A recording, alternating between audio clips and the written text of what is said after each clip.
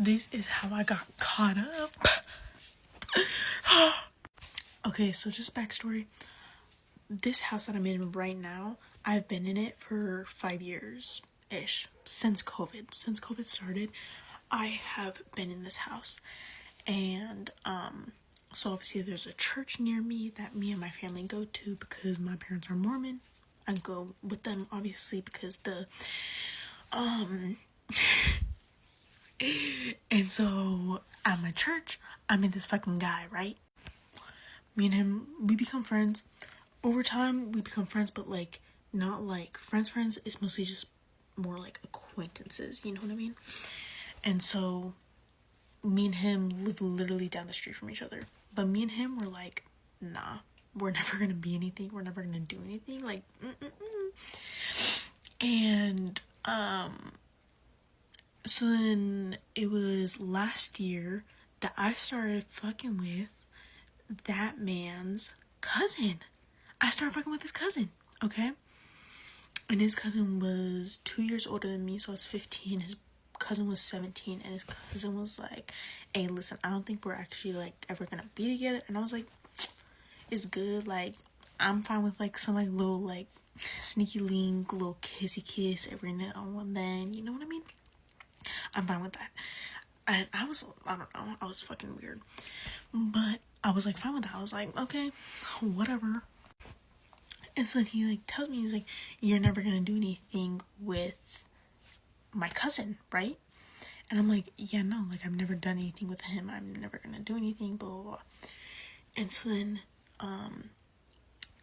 me and that cousin, we would just hang out and stuff like that. And so then there's this one time that we hung out, and, I live in Arizona, and so there's like this highway that like not a lot of people go on. It's very common for crashes, but he decided, I was like, let's just go drive. So he's going like over 100 on this highway. And I feel like everybody knows what highway I'm talking about. If you're from Arizona, like, you know. But he's like driving, he like turns around and shit like that. Cause I'm like, I want to go to a QT, I want to get a little drink, whatever. He's like, all right, bet. So we go to a QT, I get my drink, whatever. We're sitting in the parking lot, and he just looks at me like, y'all, I'm telling you, this man is sitting next to me, and he looks at me, and he's like, you want to make out? And I'm like, yeah. So, we make out, which leads to something, okay? Then fast forward to maybe like a couple weeks, okay? Now, I'm hanging with that cousin, right? The cousin that I just made out with. I'm hanging out with his best friend. His best friend was like, hey, let me come scoop you. Okay. And so, I get picked up by his fucking best friend, and me and his best friend start making out too. And so then, I'm just making out with everybody. And I remember, y'all, I told that cousin that I was never gonna fuck with his cousin, you know? And so it was the worst, because after I made out with both of them, the best friend and the cousin, all three of them, the cousin, the other cousin, and the best friend, all three of them hung out. And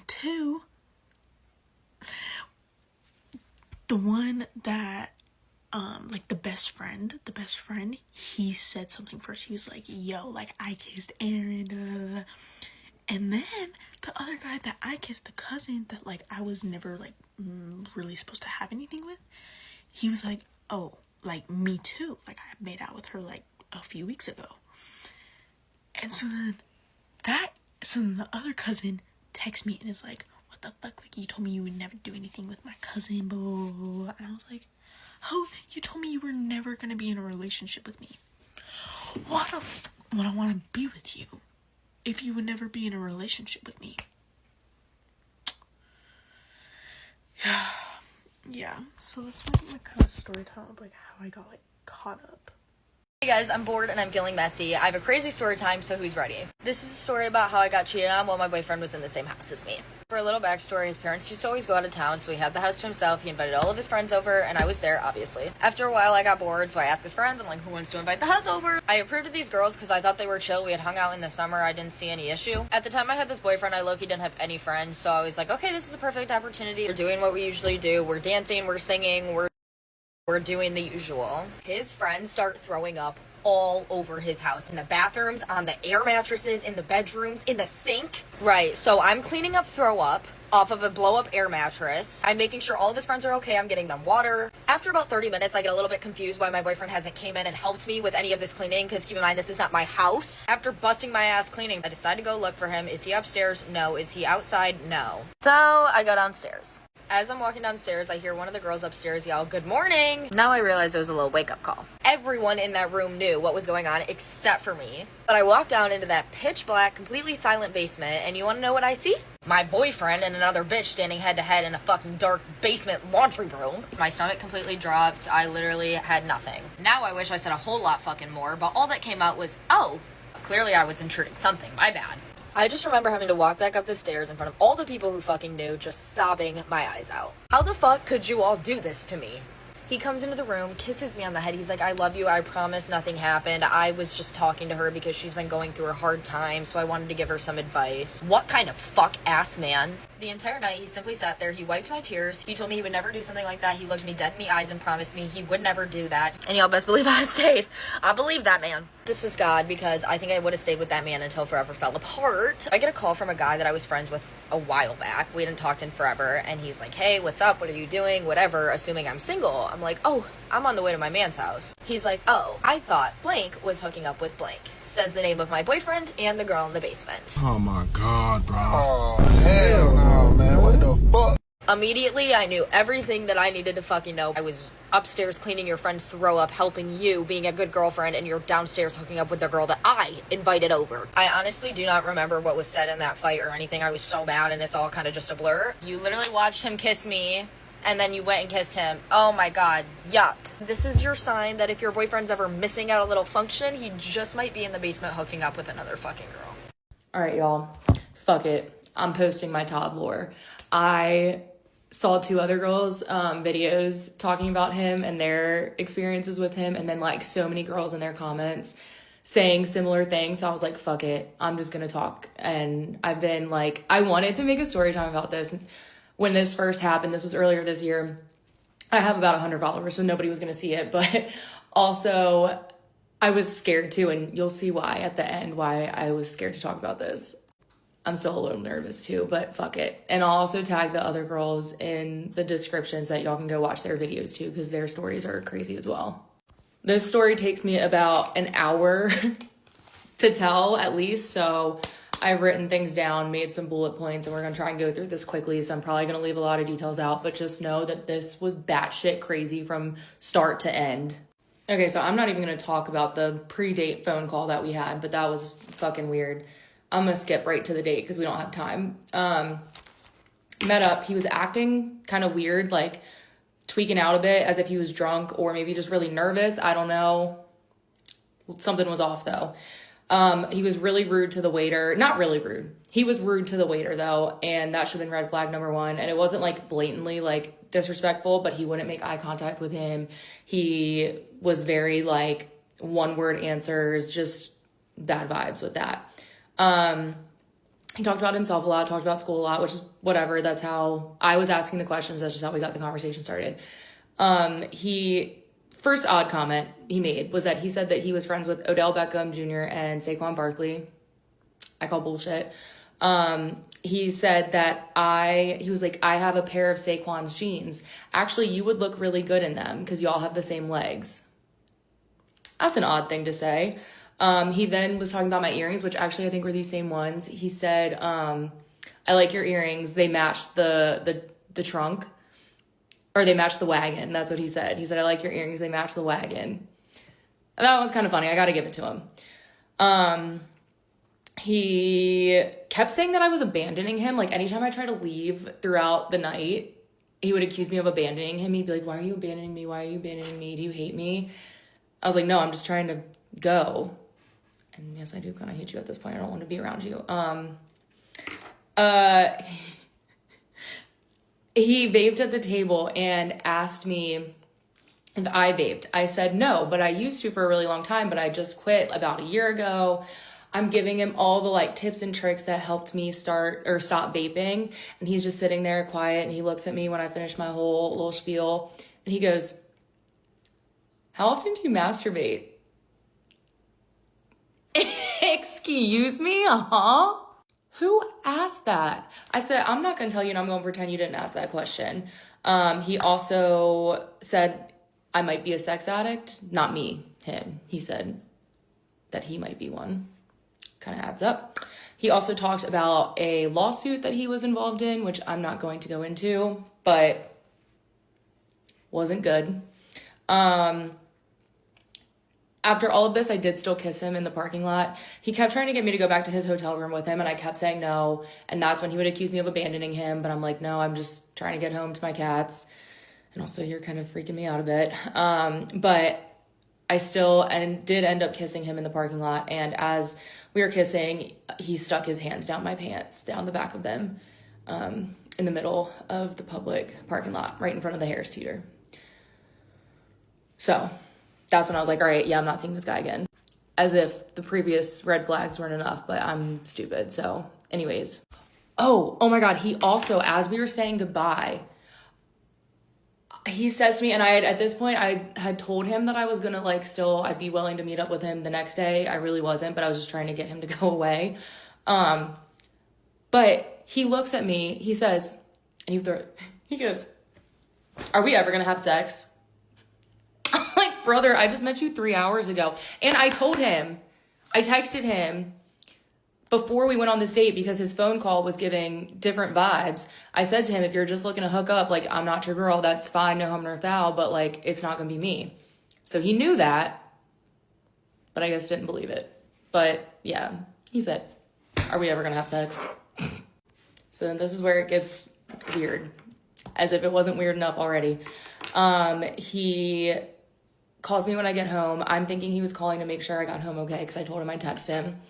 Me thinking he's gonna be sweet. No, he calls me and asks for the $30 that I owe him for drinks.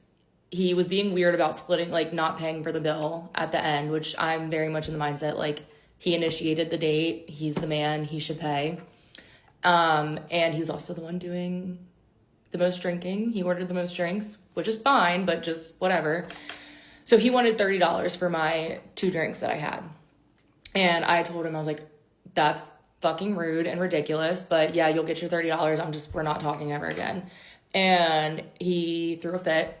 I hung up on him. He starts blowing up my phone with all these crazy ass texts, and he starts calling me again, and I finally answer, and he goes into this whole boohoo sob story about why money is bad for him now and why he needs money and blah, blah, blah. It was a whole thing. And he was like, "Do you feel bad for me now?" I said, "No, not really, but I'll give you your $30, but don't talk to me again." And he goes, and I quote, "Okay, if you make a TikTok about me or any social media, I will fucking sue the fuck out of you. Do you understand?" Are you kidding me? So that's why I'm scared of y'all, because I'm not trying to get sued. I can't afford that. I probably left so much. I know that I left so much out, but those were the highlights. The lowlights, but the highlights. Please don't sue me. I can't afford that. Please. And yeah, this happened in Raleigh. I know that people have talked about him in Charleston was the other 2 dates. This happened in Raleigh. So if you're in those 2 areas, just steer clear of the guy. Steer clear of him. Save yourself the trauma. Don't do it. Trust me. Because I haven't been on a date. This happened in January, and I haven't been on a date since. So love that for me. Okay, ladies and gentle people. This is how I became divorced at 22 years old. This is going to be very simplified. I would rather undershare than overshare. I have reached out to members, friends and family members, both myself and my ex-wife, to find the best way to do this. And we all pretty much came to the same conclusion of do not share more than is needed. But if at some point I feel the need to elaborate, I might do that. There might be longer versions of this with breakdowns and parts. But let's get into it. Okay, so I got married May 17th of this year. And shortly before that, my wife, or ex-wife, started a new job. And that's important to know. So we ended up moving into our apartment together in mid-July. I believe it was July 16th. Between the when we got married and that time, we were living with my parents. So we move in about 2 weeks after that. My wife has just a breakdown, comes in my office, has a breakdown about, I feel like we might have rushed into this, we did things too soon, blah, blah, blah, blah, blah. And it wasn't like we need to split, it was just I'm freaking out. So, okay, let's talk through it. And about a week later, she apologizes, says, hey, I think I was just having kind of a mental breakdown. I'm like, hey, that's fine. You know, I get it, it's scary times. You know, I had a freak out, I think it was like the third night that we were staying in the apartment, just about like, you know, missing my family. So some time goes on, and now we're in August, and there's another freak out.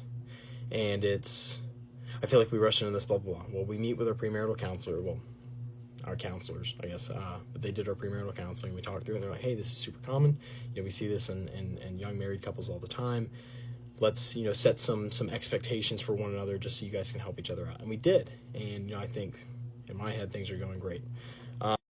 Okay, so Monday, September 15th rolls around, and I leave work a little early. She tells me that she wants me to come home so we can talk. And so we go home, or I go home, and I get there, and she's like, hey, like, I'm not ready to talk just yet. Go play the game. So I'm like, okay, I play the game for an hour. Go back in. Hey, I'm not ready to talk just yet. Go play the game. Okay, go back in for an hour. Whatever. So basically she tells me, like, hey, I don't know, I don't want to talk about this. I think that it's just not worth talking about. And me being an anxious person, I'm like, well, is it something small, or is it something like you want to move out? And she's just kind of like, I don't really know. I don't know. I feel like, you know, there's just so many things happen so quick, and I don't know. Well, either way, we talked through things a little bit. I think she can tell that I'm upset. She could tell that I was upset, so she just kind of dialed back. Maybe, I don't know where her mind space is or head space is in any of this. Well, the following Saturday rolls around. Everything's all hunky-dory for me. I go out with my buddy. We put out some bags of corn and stuff. And then I get home. She's like, hey, when are you going to be home? I tell her, and she's like, okay, great. Like, I'm going to take a shower, and I'll see you when you get home. Well, I get home. She got her bags packed. Hey, I'm going to stay with my mom. I need some space away. I might be back Wednesday. I don't know. Can we talk? Nope. Gone. Out the door. Gone. Poof. Gone. No contact that Sunday, that Monday. Then Tuesday night, I finally call her. Now, mind you, in between this, I'm over at my best friend's house. Like, I don't know what's going on. I'm freaking out. And I say no contact. There were a couple texts sent. Well, she also goes over there and is with him and his girlfriend and just talking to them. And it's, you know, they're trying to figure out what's going on. And they're asking the questions. Hey, is there anything going on that might be causing this? Is there anything, you know? She's like, no, nothing. Well, so Tuesday night, I call her. And this is now, let me get the date. Yeah, so Tuesday the 23rd of September, I call her, and things seem well. And I'm like, hey, do you want to go out tomorrow? She's like, yeah. So her and I go out. We have a great dinner, and she tells me, like, look, I've decided I'm not going to give up. I'm not going to run away. Like, we're going to work on this together. I can't leave you. I don't want to leave you. I'm not going to leave you. Awesome. But you need to do this and this and this and this and this. And mind you, everything's been fairly normal for me up to this point, up until her leaving. So thing number one was therapy. So I put myself in therapy. I get couples therapy for the two of us. I'm paying out the butt for it, but, you know, whatever. This is necessary, whatever means. She's like, I'm not ready to move back in yet, but, you know, we'll see. So we have our first therapy session that following Sunday, and just to kind of collapse all this down, eventually after like a week or so, she moves back in. Things are going great. I'm cooking dinner every single night, right? She did almost nothing around the apartment, and I would complain about that because it's like, you know, but I was like, you know what? I don't care. Cooking, cleaning, everything, laundry, everything. I'm doing everything, right? I like made up her closet for her and stuff and whatever. I'm just like, I'm trying to show her whatever it is that you need, I'm going to do. And I just start working on myself and start trying to be, you know, the best husband that I could possibly be. And it's stuff that I should have been doing beforehand, but it's like, you know, this is my first time. I'm a kid. Well, 3 weeks go by. Let me go back to my text to figure out the date. So, mind you, during this time, too, she's, like, trying to get me to buy her a new car and, like, a gaming PC, and we're coming to all these... I mean, it's amazing. It seemed like the most perfect marriage. Well, Sunday, October 12th rolls around, and things have been going great. We have our therapy session, and the therapist is like, guys, I think we made a breakthrough. And we're laughing, giggling, whatever. Well, therapy session ends. She looks at me, hey, I'm dropping out of nursing school. When did you make that decision? She's like, last week. It's like, okay, all right. I support you. That's a big decision. You know, that gives us more time to spend together to, you know, I guess, work through these things. Breakdown. Anxiety, full on, just freaking out. My jump to is, hey, let's pray.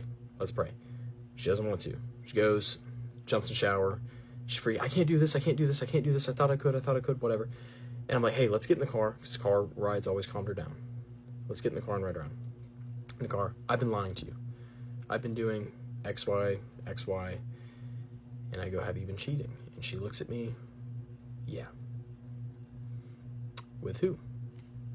It's her boss.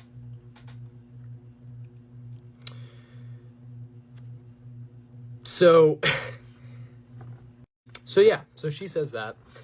And, you know, I've always been a very emotional person, but in that moment, I couldn't cry. I couldn't get angry. All I could do was drive.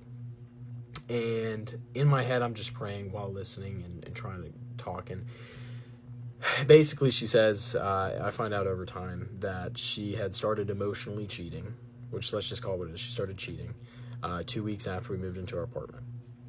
So mind you, this is 2 months after we get married. And that, if we do the timeline here, that's when the first freak out happened, when she came into my office. And then apparently it was just that. And then towards the time of the second freak out, before she moved out, was when they had started making plans to be physical. And then during the time between that freak out and her moving out is when they actually did have a level of physical relation. And then, mind you, this all comes out the day before I'm supposed to hop on a flight for a promotion that I just received. And she tells me that this has been going on, that it's most likely going to continue going on. And yeah, not crying about it, not upset about it. Actually, I'll just tell you guys, laughing at my crying, because eventually I do start crying, of course. She's like, look, let's go back to the apartment, which out there. And I'm like, okay. We get back to the apartment. She's like, look, I need to call him. Mind you, I'm falling apart. Look, I need to call him. I need to make sure he's okay. So she leaves for 2 hours while it's like 12 o'clock at night. I can't sleep. I can't do anything, right? I have a flight to catch the next morning. I can't do anything. I'm falling apart. Finally, she comes home. She's like, look, I don't want to talk about this. Let's just lay down. So I get like 2 hours of sleep, wake up, get on a flight, and absolutely bomb. Do terrible, right? Because how could you do well? And during this week, while I'm gone, all I'm thinking of is, okay, how am I going to fix this? How am I going to fix this? I don't know how I'm going to fix it. How do you forgive? Well, I'm going to do it. I'm going to figure it out. And wow, God is good, because though I didn't fix it, he kept me functioning better than I would have without him. And yeah, so then I get back. She ends up actually picking me up from the airport that Thursday night. We hang out. She drives me back to the apartment, goes and stays at her mom's. Friday morning, wake up, we go on a date. It's great. We're having a good time. It's a little weird, but we're having a good time. Well, eventually, we go back to the apartment. She falls asleep. I go through her phone, and it is her and him dogging on me, talking about how she's going to stay on my good side so she can get things from me, and all sorts of terrible stuff. And so I'm like, hey, wake up. Let's go. And she's like, oh my gosh, did you go through my phone? I'm like, yeah, I did. And then I decided I'm going to be messy and tell you guys what happened with my situationship, mostly to hold myself accountable so that when he comes back, I won't go back, because I know so many of you in the comments are going to be like, don't fucking take this man back. But also because so many people have been asking me for the trip update and I'm sick of fucking saying what happened. So let's get filthy. And I know I have some ops out here that send him my TikToks because he doesn't have TikTok. So if that's you, respectfully refrain, but also go for it. We did in fact meet out in the wild on a boat day, and we hung out till 5 a.m. that first night that we met, and then went on basically a date or two a week for all the way up until the situationship trip. Mind you, at the time I was talking to a guy who I actually did really like, and I had a bit of a roster going because I had decided that I was gonna date and like finally get back into the field. So I did in fact have a roster. The entire beginning of our relationship was us like joking, like, oh, you're on the bottom of my roster. Like, I specifically would say that to him, like, you're the bottom of my roster, which I'd only say that because what man, like, you know, when you have a good connection with a man and he like doesn't say he likes you, you're kind of like, okay, well, I have like fucking 10 other dudes that would marry me tomorrow. Like, I'm not gonna be the first one to say it. You know, I'm a girl. Like, that's your job, sir. So our entire relationship was basically us being like, I have a roster, and he would do his like fuckboy shit, like not text me on the fucking weekend or whatever in the beginning. But as like time came on, we still would like joke about not liking each other and like not be serious, but like you could definitely tell we had a good connection, and like he knew that too. We just like didn't talk about emotional things. Fast forward to the situation trip. He has 3 weddings in the month of October and asked me to go to all 3 of them. Now, do I know if he actually wanted me to go to all 3? We don't know. But I was like, I'll maybe go to 1. And that was like a stretch because I liked the other guy, which fast forward 2 weeks, then I found out that guy was playing me. So I got fucked. So I told him going into the trip, like, I'm ghosting you after this trip because like I do want to take this guy seriously. Like, I want to like lock in and like take him actually seriously. I'm ready for that. So he like thinks that I am like gonna date this other guy, which I genuinely did like the other guy, and I knew that my situationship wasn't ready to settle down, wasn't giving me the energy of like, you are the one for me, or like I want to pursue you seriously. So like, why would I sit around and wait for you? Like, I don't have time for that. Also, it's like not that hard to meet me, see that I have my shit together, I'm emotionally level-headed, do well for myself, like I'm a good time. Like, it shouldn't be this like fucking huge decision of if I want to date you or not. Like, you should know once you meet me if we have a good vibe, like if you want me or not, you know? So that was my hesitation with him. So I was like, fuck it, after this trip, I'm like not talking to him, whatever. He buys my flight out to the wedding because I told him I'm not going unless he did. So he was a king and did buy my flight. So thank you. This is what happens on the trip. We're at one of the first events, and it's him, his friend's girlfriend, and me. And he looks over, sees this girl, and is like, oh, who's that? Like, I need to get to know her. Like, she's hot. Meanwhile, I'm fucking standing there. I'm like, you're acting like I'm a fucking 2. Like, I'm not a 10 out of 10, but like, I'm not ugly. Also, why the fuck did you spend $700 to fly me here and then say that shit in front of your friends? Like, embarrassing. Sorry. And the girl pulled me aside later and was like, how long have you guys been together? Like, I can't believe you didn't freak out. Like, that was so disrespectful. I was like, actually, I didn't think that, like, deep into it because I'm like, he hasn't told me he likes me. But also, yeah, you're fucking right. That is disrespectful. Like, I don't know why I didn't think it was. Then, next morning, I didn't say anything because, you know, unproblematic queen, I'm just gonna fucking let you do your thing, and then I'm just gonna drop you one day because I'm gonna be fucking over it. I wake up, this is the kicker right here. I wake up out of bed, look to the side. You know what I see this man doing the next morning? He's on his phone, opens a Snapchat of a nude from another girl. I saw it, like I literally went like this, no coffee, just rolled over. And you know why I had major PTSD? That's what I saw my fucking ex do. The ex from 3.5 years ago that I've been so fucked up from. I about flew home on the spot. So I went mute, as I always do, because unproblematic queen can't talk about her emotions unless we're like fucking invested. And I'm like, at this point, we're not invested. So like, should I say anything? Then my friend Rachel was bullying me, and she's like, if you don't fucking say something, you're running 10 miles and I'm running behind you, or biking behind you, and you're doing it. So I was like, fuck it, I'll say something. So I tell the man, I'm like, dude, don't fucking disrespect me. Like, I saw this, you did this, like, I'm not with it. He actually responded really well, apologized, was basically like, and I told him I liked him. And he was like, I basically have held off because, like, I don't want to get hurt by you. Like, I didn't know if you liked me or not. Like, you always say I'm the bottom of your roster. So, like, why would I tell you I liked you? Which, like, fair, but also you're a fucking man. Like, have some balls and tell me you like me if you like me. Whatever. I gave him some grace. We had a good night. We finished the last event that we're at that night. We're out at the bar where the event was, and he's like, hey, like, the next part of the thing is just guys only. Like, is it okay if I go? So my ass is like, yeah, that's fine. Like, obviously did not think it was fine.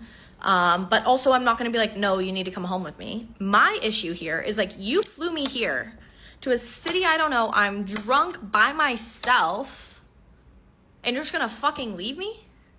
Like, be a man and order me an Uber home, or take me home and then go. Like, go have fun. I don't give a fuck. But, like, your job as a man is to make sure I'm safe and protected. And you're doing nothing. And you know what his excuse was? That I'm independent. I'm independent. Yeah, I'm independent, but, like, why the fuck do I need a man then? If he ain't got nothing to give me. So that happened. He actually just leaves me at the bar and goes to the thing. Texts me and he's like, hey, you good? I'm like, no, I'm actually gonna fucking fly home tomorrow morning. Because the fuck is this?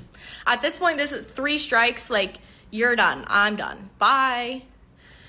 We end up having more conversations. This man is really good at sales. So has now sold me back into, he wants to take me seriously. He needs help, like, learning how to, like, do those things, which now hindsight, like, I'm not teaching a man how to be a man.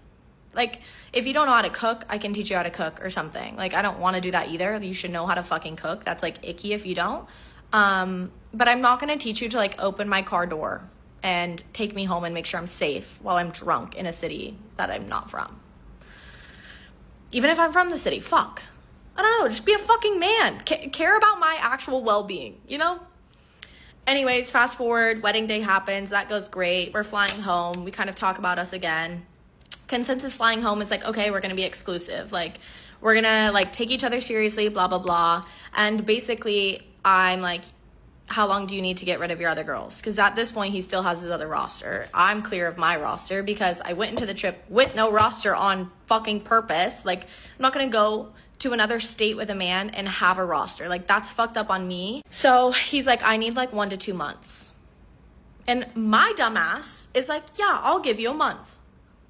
Why am I giving a man a month to decide if he wants to take me seriously? Then we're on the plane.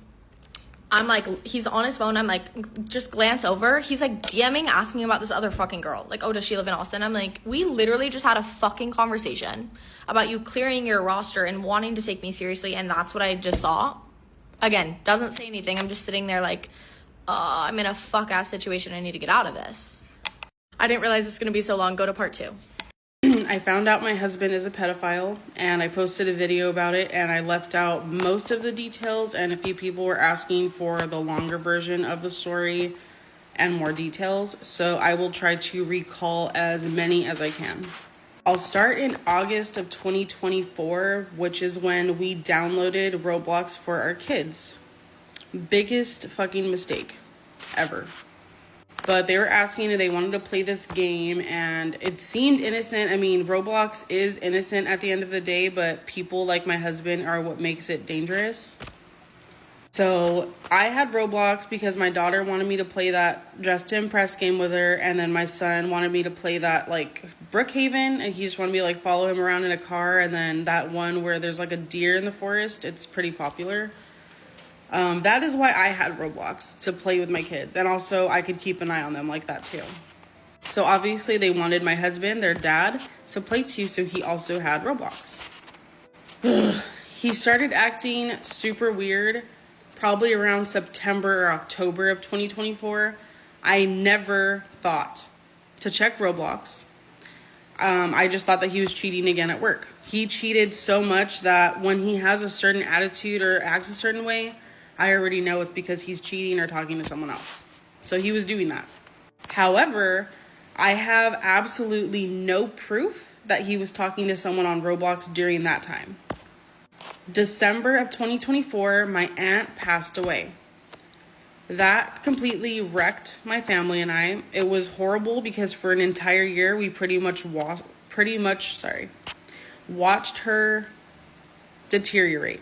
She just declined, and it was from cancer. It was from breast cancer, and she passed away. It spread way too much, and she passed.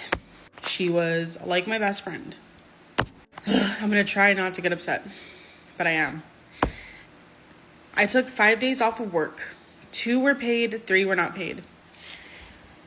And I was short $114 on a bill. Like, I was like, I just need this much more. And that was my responsibility to pay that bill. It was like the phone or the light or something like that, and I was short.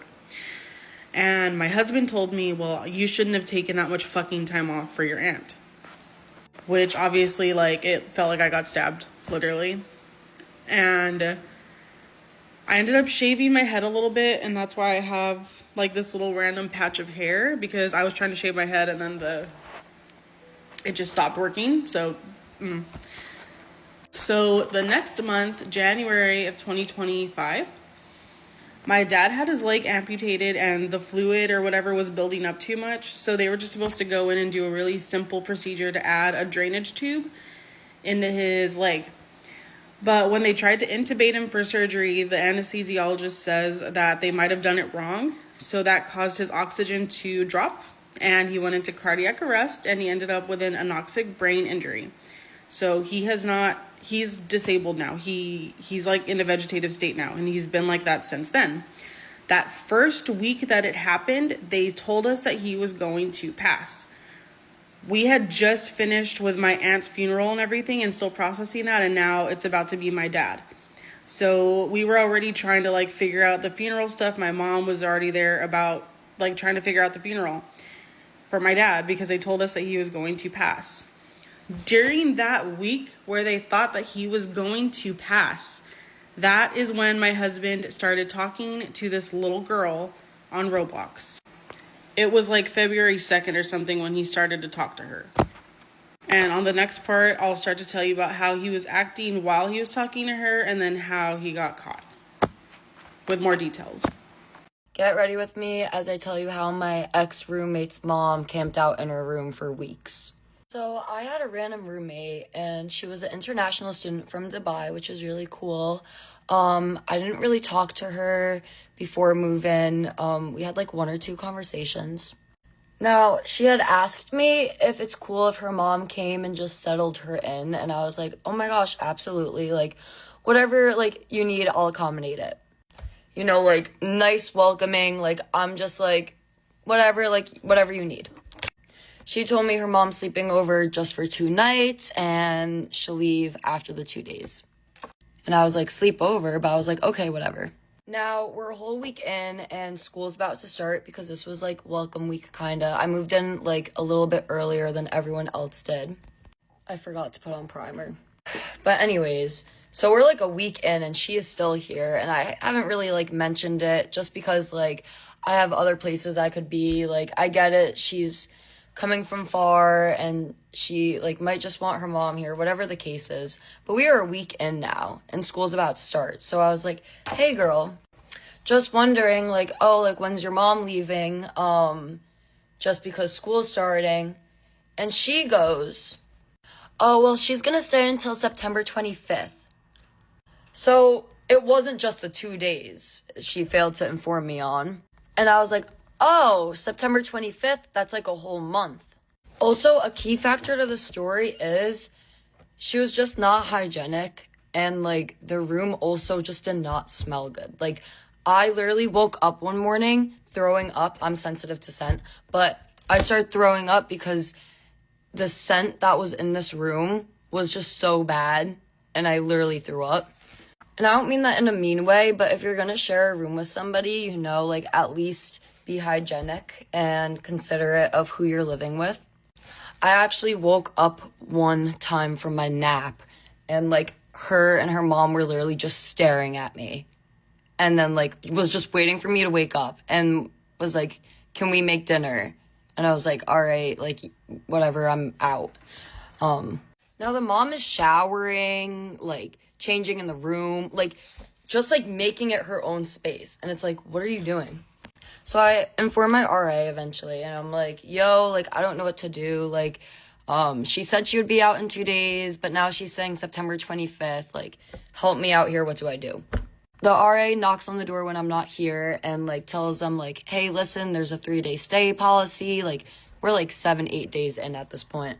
And so they didn't get kicked out on site, but I walk in at like 4 in the morning, right? Because I don't really want to be around them. Like I don't want to be in my own room.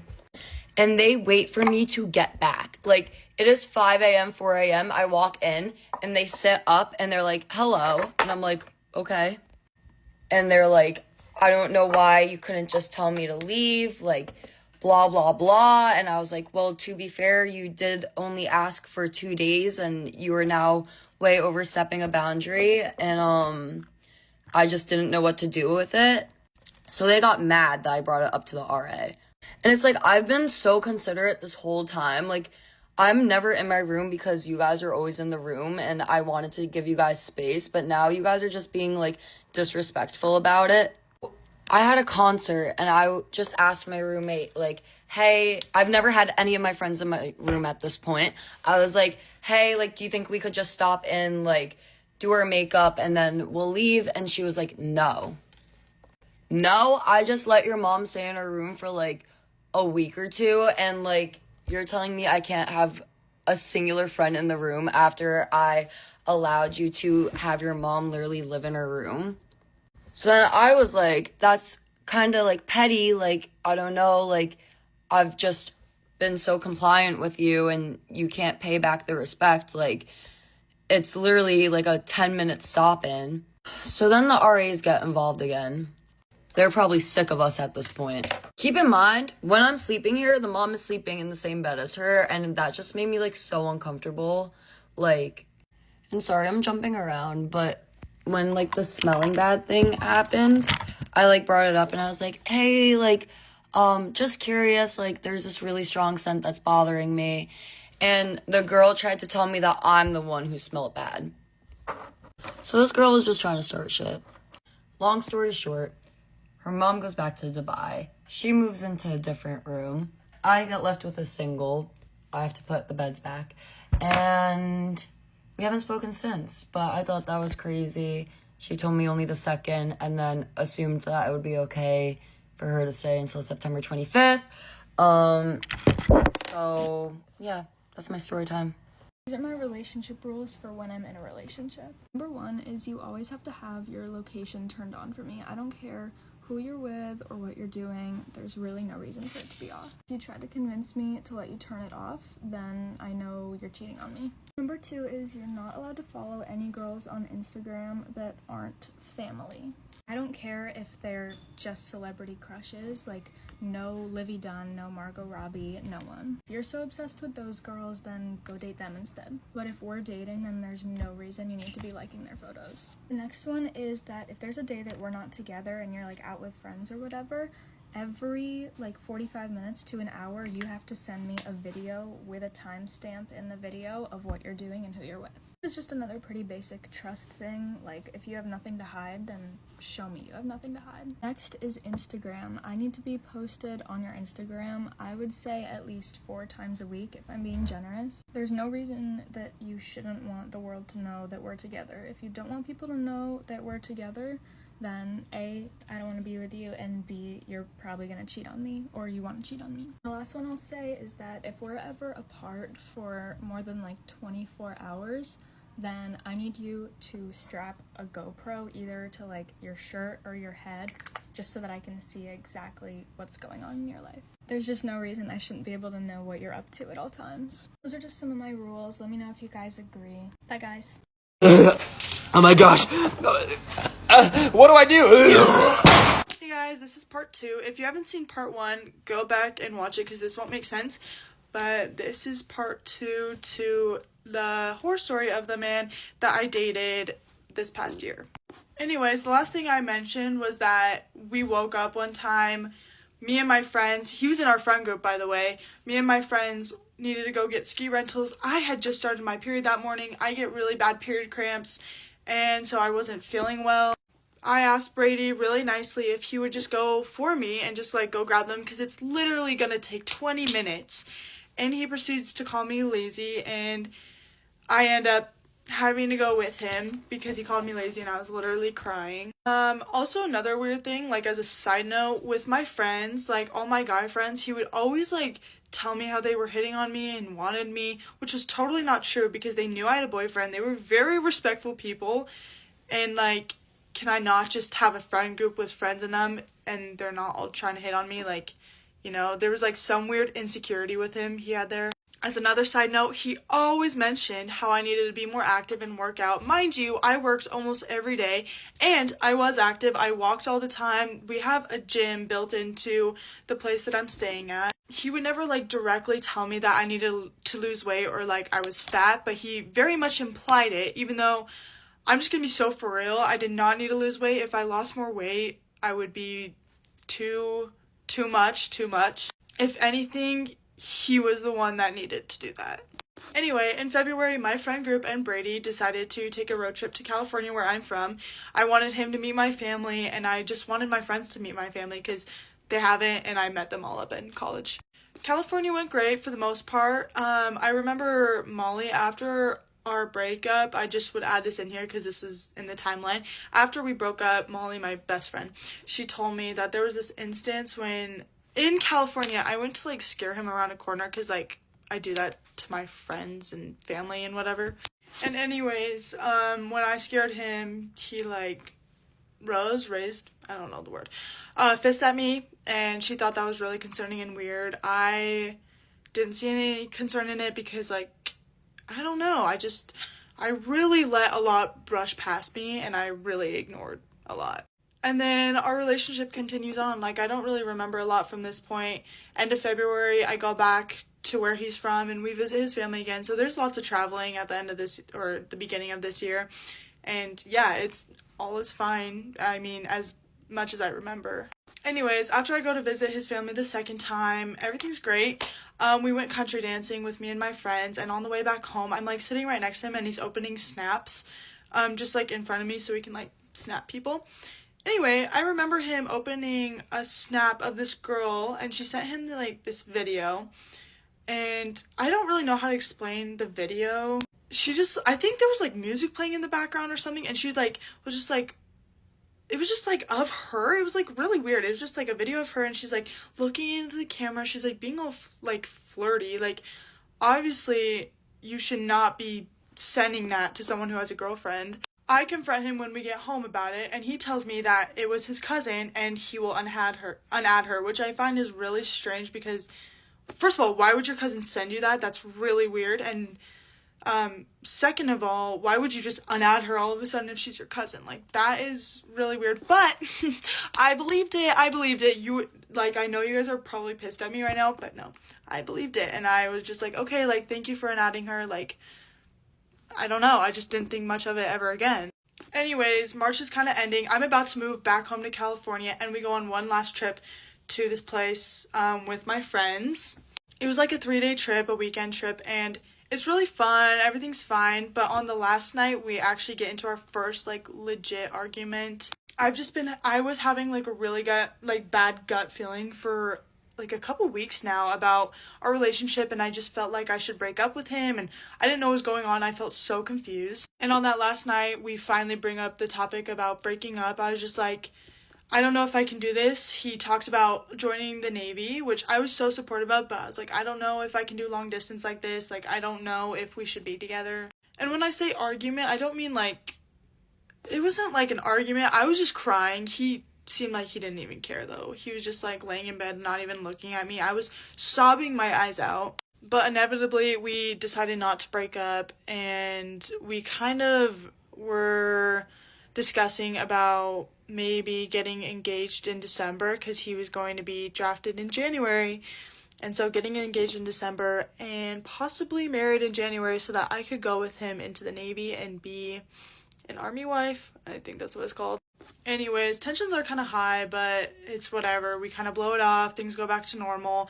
A week after that trip, I moved back home to California. I'm not even home for 3 days, and there's some family drama that is going on, and inevitably my parents decide to split, which was like kind of crazy and kind of makes sense in this story with Brady. Obviously, I go to Brady with all of this because he's kind of my only support in this time, and he's been through similar things, so I go to him and he's comforting me, he's being awesome, and he's just telling me, like, giving me advice and stuff like that, and I'm like, dang, like, I'm so lucky. I have the best boyfriend ever. Anyway, with me and my family, tensions are high, but my friend who lives in Arizona, we go and take a trip to visit her family. I'm having a very hard time because of family things. Brady is being there for me. He's there for me. He's comforting me. He's being great. It's awesome. As much as it sucked, I was so glad that I had someone that, like, kind of, I don't know, knew about this stuff, and he was very supportive. Anyways, in April, from being in Arizona, me and Brady decide to go back to California, and he stays with us, and we talk about getting engaged in December, but being really serious about it, and getting married in January. And this is like a set plan. He talked to my mom about it. I'm sending him ring photos. He's asking me what I want.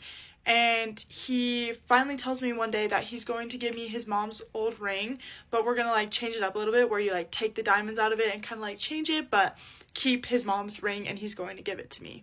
I decide to go back to school. I was going to go to esthetician school, but since I would be a military wife and I'd be traveling around, I had to give up that dream of doing that. And I decided to go back to college and do something in the dentistry world. I decided to sacrifice my own life for him, and he got to kind of do what he wanted because, like, I loved him and I was supportive of what he was doing, and I wanted to be with him. Anyways, while in California, there's this instance on one of the last days that he's there. We're at the beach, and I'm eating Reese's peanut butter cups. I literally have only had 2 at this point, and I ask him for another one. And he turns to me and looks at me and goes, "You're gonna eat another one?" In front of my mom. She goes off on him, and she's like, "That is not okay to say. Why would you say that? Like, that is crazy," which it was. Like, I defended him, though. I was like, "No, like, we joke about this all the time," which he jokes about that all the time, to me, and obviously I kind of knew what he was implying, but I was like, no, like, I love him, he wouldn't mean that, and I was, like, telling my mom, like, no, it's okay, like, he didn't mean it in that way. Anyways, the end of April rolls around, I go to visit his family one last time, and we go on our one last trip, but I didn't know that. I'm on my period. The whole time I'm there, I'm, like, in so much agony, so much pain for some reason. I'm asking him to do small favors, like, "Oh, hey, could you get me the heating pad real fast? Like, could you get me a glass of water?" I'm, like, bedridden. He would sit on the couch and watch TV or play Fortnite, and he would tell me, "No, I won't go do that favor for you." Which is insane, because it wasn't even a favor, it was just, like, a simple ask. He would also make me get up and go on a 1.5 mile run with him every morning. Probably because he was implying that I needed to lose weight, which is also still insane. This is when I kind of got a feeling that I didn't want to be with him anymore. We would, like, play wrestle, you know, and all of a sudden, like, I would be like, "Stop, like, you're kind of hurting me." He would not get off me. His mom had to be like, "Brady, get off of her." This happened, like, 3 different times. This kind of scared me because I was like, well, in case of anything happening like that, like, I would not be able to get him off of me. Anyways, we have a really big argument. One of the last days I was there, we kind of talk about him going in the Navy, and tensions are high because this would be the last time I'd see him before he went to boot camp.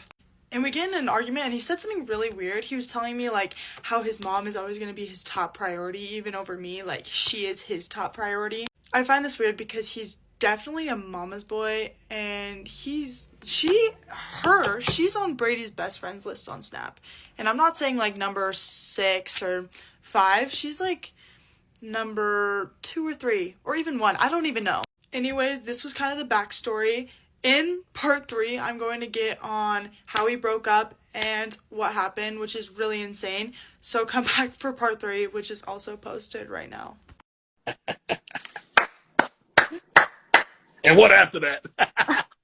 All right, here we are, last part. This is part 4 of who did I date for a year, basically. Who did I date for a full year? It wasn't the guy I thought I was dating. Anyway, we left off with this girl trying to get in contact with me because she was currently speaking to my ex, and she was like wondering if there's anything she should know. And you know what, I'm an honest person. I will tell you straight up, like, this is what happened.